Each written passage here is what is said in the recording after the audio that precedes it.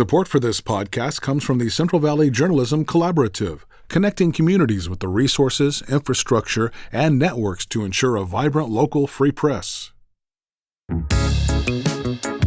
From KVPR in Fresno, this is Central Valley Daily. It's Thursday, June 4th. I'm Sarith Hawk. If it comes to fruition, Fresno's Southeast Development Area, or SEDA, could bring thousands of new homes to Fresno. But the project has faced significant pushback from many residents. We just got to continue to do the things that help us to grow, to build. And when we stop growing, we die as a city. We have an extended conversation with Fresno Mayor Jerry Dyer about why he supports the SEDA project and why he thinks it's best for Fresno. But first, these headlines. A suspect is dead after taking multiple hostages and threatening to blow up a building in downtown Bakersfield. KVPR's Israel Cardona Hernandez reports on the situation that lasted 15 hours and ended with a standoff with the FBI. At around 1:30 p.m. on Tuesday, the suspect took 10 people hostage at a Chase Bank building downtown. He tied 5 of them up. And in a press conference on Wednesday, Bakersfield Assistant Chief Jeremy Blakemore said the suspect had actually strapped explosives to them. The suspect advised he had explosives attached to his person, which our personnel could see as well. He also told law enforcement that additional explosives had been attached to some of the hostages. The suspect was identified as Anthony Scott Sirlis Harris, a registered sex offender who was dishonorably discharged from the Army. Law enforcement negotiated with him overnight and successfully freed 2 of the hostages. At around 4:30 a.m., the FBI shot and killed Sirlis Harris. We're incredibly relieved to report that all of the hostages that were involved have been safely recovered and reunited with their families. Sirlis Harris's motives are still not known, but he requested documents from previous legal cases during negotiations. For KVPR News, I'm Israel Cardona Hernandez. The 10 employees who were held hostage in that Bakersfield office building were all employees of the Kern County Superintendent of Schools. All were uninjured despite being barricaded inside the building. In a statement, County Superintendent John Mendeburu said he was relieved there were no injuries and that the employees who went through the ordeal were extraordinary. California's newly drawn congressional districts were put to the test during Tuesday's primary election. Voters last year approved of redrawing the state's congressional maps to create 5 more Democratic-leaning U.S. House seats. But Democrats have long worried about the possibility of a shutdown in one of the redrawn districts, just as almost happened in the governor's race. California's redistricting was proposed in response to Texas redrawing its maps to gain Republican seats. The battle between the states kicked off a redistricting war across the country. Ballots are still being counted, meanwhile, in most races from Tuesday's primary election. One of those is Congressional District 22, which covers western Fresno County down to Bakersfield and includes much of Kings and Tulare counties. The Associated Press has called that Republican incumbent David Valadao will advance to the general election in November. But with only 55% of ballots counted so far, it's still too early to say which Democratic rival, Jasmine Baines or Randy Villegas, will face off against him. The Fresno State Library has been awarded a grant to help expand an archive of LGBTQ+ historical materials. The $126,000 sum will fund the collection in the Central Valley Rainbow Archives, which documents local LGBTQ+ history. The grant will also provide workshops for students and training. The archives will be available to the public. Public radio is now 100% community supported. Federal funding is gone and isn't likely to come back. That means you have the opportunity to help keep KVPR's trusted and informative coverage on the air. Do your part today and become a new monthly member. We're all in this together. Join the movement and help sustain public radio service. Donate at kvpr.org. And now to our main story. A proposed housing and mixed-use development is poised to shape Fresno's future growth, but it faces a high level of public scrutiny before it can get there. The Southeast Development Area, or SEDA project, is a 9,000-acre, 45,000-home development planned for just outside the city's limits. In the past few years, it's become a pillar of Fresno Mayor Jerry Dyer's administration. But the project has a lot of unanswered questions. What are the upfront costs to do any type of the infrastructure in the South SEDA, the Southeast Development Area? How long would it take to get that paid back? Who pays for it? I sat down with Mayor Dyer at the KVPR studios to discuss SEDA. He says he's focused on the initial phase of the project, a smaller footprint he called South SEDA. Those are details he plans to present to the Fresno City Council this August. But within the last 6 months, the project has garnered a wave of public backlash. That included hundreds of community members filling City Hall chambers to capacity at a December meeting. Plus, revelations about text messages Dyer sent to discourage Fresno Unified trustees from voting against the project. And 2 Fresno school districts that have since voted against the build-out. We just got to be smart, got to be fiscally conservative. We got to keep our reserve where it is. We have the highest credit rating in our history. We need to make good, smart choices on how we spend money, and that will continue to be the case. After years with the project in limbo and mounting questions over the impact of urban sprawl in the city, the mayor addressed his critics about why he thinks pushing forward is in the city's best interest. Well, first off, the environmental impact report was not initiated during my time as the mayor, my administration. It was actually back in 2019, I believe, is when the city council gave direction to the administration or to the staff to initiate the environmental impact report for SEDA. So when I came in, I inherited that process. Now, it got delayed for a period of time because of COVID and a number of other things. But the study was 100% funded by the Housing and Community Development at the state level, $625,000. So at some point, we had to bring that environmental impact report before the council for approval or give the money back to the state of California, which I don't like to do. So I had 2 options: give the money back, which money we had already spent, by the way, or to bring the environmental impact report to the council, which is what we chose to do. But I will say along the way, we did change, even in the South SEDA. The southern portion of the Southeast Development Area, we were looking at a mixed development between the research and development and multifamily, single-family homes. But in meeting with certain council members, community groups, it felt like there was more support to just make that 100% a consolidated business plan, all 1,547 acres, and then to move the housing separate, just north of Jensen. And one of the council members didn't want students crossing Jensen Avenue, so we accommodated that move, that plan, and that's the plan we're studying today. So you're building, you're adjusting the plan. Sure. You inherited something that was already in motion, right, and you're adjusting to it. What people are saying, what a lot of people said during that council meeting was, this is another example of Fresno's suburban sprawl, the right, long history that we've had of it, sending resources to the fringes at the expense of growth and development in our city's core. Do you think that's a fair criticism? Well, I understand the perspective based on the city of Fresno's history of having some urban sprawl. If you go back in time, you'll look and see that the 41 freeway and the 168 were built out to areas that were traditionally farmland. And the developers at that time were the ones that determined where growth was going to occur in the city, which should not have happened. So for me, I vow not to allow that to occur again. However, I do believe we have to have growth, and it needs to be controlled growth and smart growth. And since this is within our sphere of influence, I want us to be the ones who determine how we grow, how fast we grow, and what are we going to develop within that area.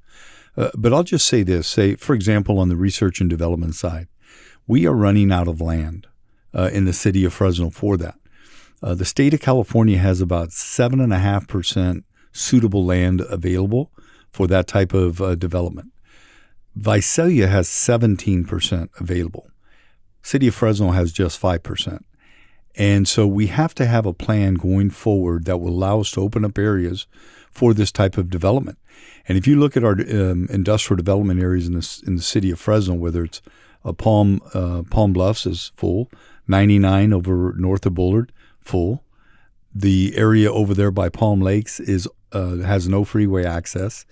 The areas that are further south by Orange, that is being protested by the environmental justice folks. So there really isn't very much land available to do large swaths of industrial development in our city. So this is an ideal location for that if we want to remain competitive. Otherwise, we lose folks to Visalia. And in terms of the housing development, the more housing you have, the more competitive it becomes in terms of keeping the mortgages stabilized, rent stabilized.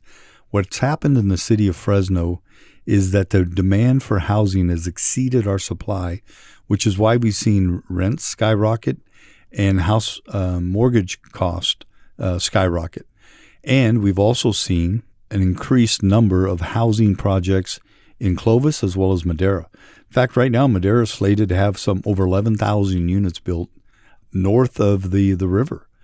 Those people would traditionally live in Fresno, and most of those people, the vast majority of them, work in Fresno.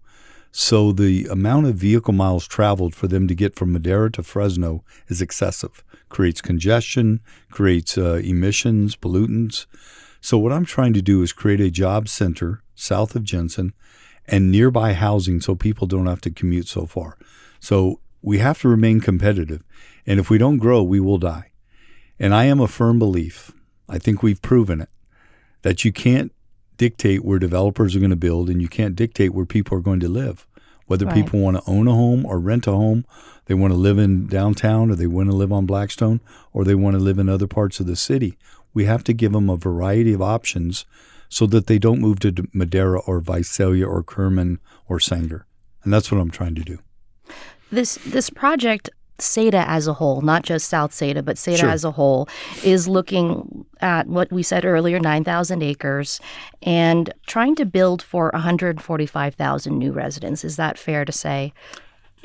Total build out maybe over 50 years or 60 years. And much of SEDA, of that 9,000, like the middle part of SEDA, the vast majority of the people that are coming to council don't live in the city. They live in that central SEDA area. May never get developed. Quite frankly, it may never get developed. You may only see into the North SEDA and South SEDA. And so what I'm willing to do, and I've told folks, is that in order to give a comfort level to people to say, well, we don't want to see this just being a foot in the door. I'm willing to say we open up South SEDA, and then there has to be thresholds put in place to go beyond that area. Maybe you have to have 70% of the housing complete before you venture out beyond that. Or maybe it's a voter referendum that has to occur, go to the vote of the people before you expand. Or perhaps you just have to do another environmental impact study to go beyond the initial area. But what I do know is we have to, the first step is to get the environmental impact report approved for all 9,000 acres. We don't have a choice of just doing an environmental impact report for the 2,000 acres in the south, because that is called piecemealing. It's against the law. So we have to do all 9,000 acres, or I would have already taken that approach. I would have just said, we'll just do the 2,000 acres and call it good. But we can't. It's unlawful. So you're looking at it as a whole, but taking the actions sort of In phases. In phases. In controlled phases where there are certain thresholds that have to be met before you go beyond. Because I think a lot of the concerns that I've heard brought up is that, we're planning to build a lot more homes than what our projected population is going to be. Right. Yeah, and that's we need to make sure that we don't do that for a lot of reasons, because we don't want to do what we've done in the past, repeat the sins of the past. And I'm still promoting the infill housing. There hasn't been another mayor that's done as much infill housing as I have. When I became the mayor, there was no housing on Blackstone. Today, we have like 7 housing developments on Blackstone. We're doing housing downtown. We're just now doing the South Stadium project, which is 8 stories. We're doing one up on Tuolumne and Fulton called the Ruse. We have one being developed at the Helm Building downtown. So we're doing a lot of infill housing. In fact, back in 2014, when the general plan was being developed, there was a goal that was established at that time, mutually agreed upon goal, that from that point forward, we would do 50% development in the infill and 50% in new growth area. Since that time, we have done 76% on the infill and only 24% on the growth areas. So the truth is we need to provide a variety or a menu of options for people to determine where to live. Otherwise, they're going to Madera. So the numbers that I'm seeing being popped up, that this will cost $4 billion and leave a deficit of up to $3 billion. What are your thoughts on that? How are you pushing back on that? Do you agree, or is that what your projections are showing at all? Oh, it's not true. To begin with, $3.5 billion would be for perhaps 9,000 acres total build-out, paid for by the developer, not the city, not the ratepayers. We only pay for the initial, and that is taken out of developer fees and paid for. It's not paid for by the ratepayers. It's not paid for by taxpayers. It's paid for by developers, and they pass those costs on to the people that are buying those homes or to the businesses within those areas. So I think that was a scare tactic. It was an uninformed bit of information that was unfortunately put out there. And then every media outlet ran with it, and pretty soon it became urban legend. It was the truth, and it's not. It's not even close to the truth. The numbers I gave you is based on this study right here, which is the Southeast Development Area Specific Plan, Public Facilities Financing Options. And I have all of the costs broken down by phases, by water, by sewer, by main, by transportation, all of those things, potable water, recycled water. So we have the data and the study, and so we have shown that. Okay, so if the developers are going to be taking on a bulk of the costs, all the costs, right. The city up front with some, right. That means they're going to probably factor in that they're going to make that money back. Is that going to happen with industrial development, with single family homes, or are we talking more homes, bigger price tags? Well, what you're going to see under the in terms of the homes itself, those areas have increased density. What that means is you're going to have more homes per acre than normal. When you have more homes per acre, the lot size are smaller. That means the cost of the housing is less. And generally, you're going to build houses that are comfortable but not exorbitant. And that makes it affordable as well. What I really want is to be able to provide housing in Fresno for our children who grow up here, who oftentimes can't afford to buy a home. We see that today. People aren't buying their homes till they're in their late 30s and 40s. And that's a lot of wealth lost by the people in Fresno. We need to be able to give people opportunities through good paying jobs and home ownership, an opportunity to own their own home when they're in their 20s. And they can build wealth over the period of their lifetime, build equity in a home instead of paying rent. And for those who want to pay rent, you can still pay rent. But we need to give home ownership opportunities for people in our city. And if we stop growing, we won't be able to do that. I heard that a lot, that need for more housing and more building in the city from a lot of school districts here in Fresno, Central Unified and Fresno Unified specifically. A lot of people got up to talk, to ask, why aren't we investing more in our neighborhoods? Why aren't we building homes down the street from me? Why are we focusing somewhere that is not even close to me, that might actually pull resources? How would you respond to that? I would say just go west of the 99 and look around. There are thousands and thousands of homes that have been built over the last 7 years to where sometimes it's unrecognizable. And that is why we built 2 more high schools out there, Central Unified, you have Central East, and you're building more middle schools out there. It is exploding west of the 99 and will continue to do so because there's a demand to live there. But there's also a demand to live other places in Fresno. And if we don't provide those, as I said, they're going to go to other parts of the county or outside of the county like Madera. So those neighborhoods are continuing to be developed. And when I hear people say, why aren't you investing in our neighborhood? We are. We're doing 100 lane miles of paving this year, more paving than we've done in the history of our city, thanks to a $100 million paving bond called Pave More Now, Pay Less Later. We're fixing sidewalks. We're trimming trees. When I became the mayor, we had no proactive tree trimming budget. Today, we're at $3.3 million every year we're doing on tree trimming. So I can't understand why people say we're not investing, but I can tell you that it's also the responsibility of the schools when they develop that they put in sidewalks, that they have safe routes to schools, and to not put that back on the city of Fresno. Because whenever schools are developed in the county and then eventually they're annexed into the city, historically we're the ones that have to come in, fix the roads, put in sidewalks, put in all of the infrastructure with city taxpayer dollars. And that should fall upon the school districts, whether Central Unified or Fresno Unified.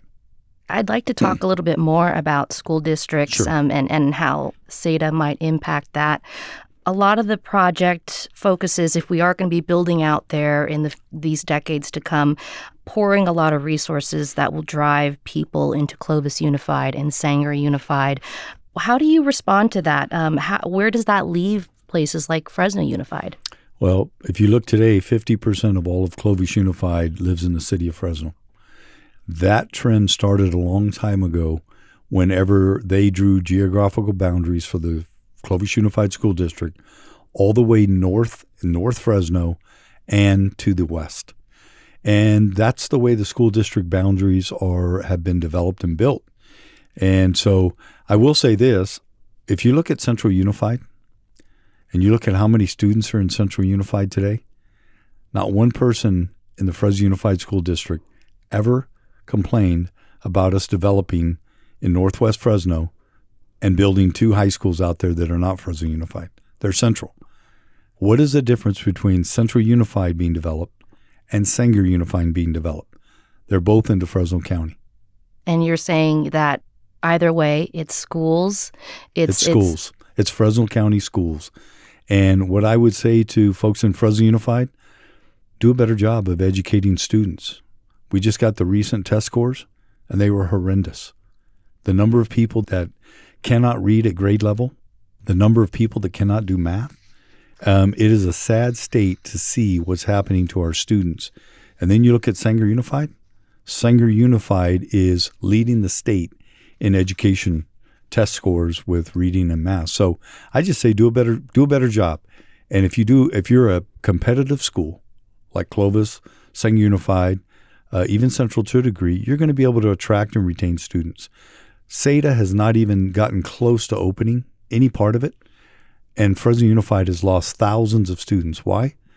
Because parents have chosen to take their kids to Clovis Unified School District, to Sanger Unified School District, inter-district transfers, and people are putting their kids in private schools and charter schools throughout Fresno. So this is not a SEDA thing. What they need to do is look internally, improve their educational system, and by that, they'll attract and retain students. I want to go to a story that was recently reported about a vote that the Fresno Unified School District was going to take on a resolution to oppose SEDA. This was back in February. And the report showed some text messages that you sent to some board members. Yes. Can we talk about that? Why did it matter to you how they voted? If you're saying it doesn't affect, SEDA doesn't affect their performance. Because I knew that I had just learned in the 11th hour that they were going to take a position, or at least consider a position of Fresno Unified School Board on the Southeast Development Area that they had very little knowledge of. In fact, they weren't even operating off of the current information in terms of what plan we were actually studying, South SEDA. In fact, they thought we were opening up SEDA to increase the student body at Clovis. We weren't. And traditionally, there's been an understanding or agreement between the city of Fresno and the school districts. We really support each other. we stay in each other's lanes. I don't go out and criticize their educational system, and haven't ever. I've been there to support them through our Police Activities League, through our school resource officers. We've had a great partnership over the years, but it hasn't been until this time where the school board chose to place himself into a City of Fresno matter on a land use matter that caused me to be concerned. And so I sent what I felt to be a friendly text message stating that and offering up to each and every one of them, if they wanted to meet with me, I'd be more than happy to sit down and share with them what SEDA is, what it's not, and why we're doing this, and hopefully to alleviate their concerns. Now, I did meet with Misty Herr. Mm-hmm. I met with some of her top folks, and when they left my office, they had a better understanding. Well, no one from Fresno Unified School District School Board or Central Unified School Board has taken the time to do that. And so they're basing information. I can tell you one Central Unified School Board member, when he was made aware after the fact of what SEDA was, he said, I didn't know that. I thought we were voting on something else. The whole 9,000 acres. Well, that's not what I'm intending to open. So I just think misinformation, and I was hoping to clarify that with him and wasn't able to. So before I let you go, Mayor Dyer, we've covered a lot now. Yes, we have. On SEDA. You're in your second term. Yes. And your last term as mayor. Your time in office ends in 2029. So we are right now facing major strains on water resources, on our agricultural industry. There's a lot of uncertainty in our economy, in our politics. Where do you see Fresno in the next 5 or 10 years? This project, Sure. aside. Well, I think the future of Fresno is going to largely depend on the decisions we make today, whether that's on opening up the SEDA for growth or getting a transportation measure passed, which I support, the Better Roads, Safe Streets measure. We need that if we're going to continue to fix our $1.3 billion in deferred maintenance and $300 million in deferred sidewalk repair. We're also going to need to make sure that we have water rates and wastewater rates that stay consistent. We haven't had a rate increase for almost 15 years. And now we're starting to get into the red in that arena. And when that happens, we start impacting future services. And if we don't do the things today that are going to make sure we continue with good revenue, then we're not going to have a healthy city. So those are the things that are very, very important. Things that I'm very focused on is downtown. We great cities have great downtowns. We need housing downtown. We need vibrancy. We put in almost $300 million of infrastructure in downtown so that we can accelerate housing. So we just got to continue to do the things that help us to grow, to build. And when we stop growing, we die as a city. And we got to be careful not to do that. We got to be smart about how we grow. Got to be fiscally conservative. We got to keep our reserve where it is. We have the highest credit rating in our history. We need to make good, smart choices on how we spend money, and that will continue to be the case. And when we have a good credit history, we're able to bond money and borrow money cheaper, which saves taxpayer dollars. Fresno Mayor Jerry Dyer, thanks for taking the time to discuss this with us. It's been my honor. Thanks for having me on. And we'll continue to follow this issue on the podcast. On Monday, we'll hear from the opposing side of SEDA, addressing the biggest concerns from community representatives. And that's today's show. Today's episode was produced by Jonathan Linden and KVPR with support from the Central Valley Journalism Collaborative. I'm Sarith Hawk. Find the latest local news anytime at kvpr.org.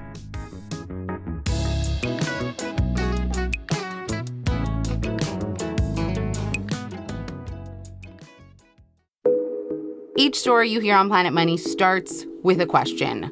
What happens if we refund tariffs? Why are groceries so expensive? At NPR, we stand for your right to be curious because the forces shaping our world can be hard to see. Follow NPR's Planet Money wherever you get your podcasts and start seeing how the economy really works.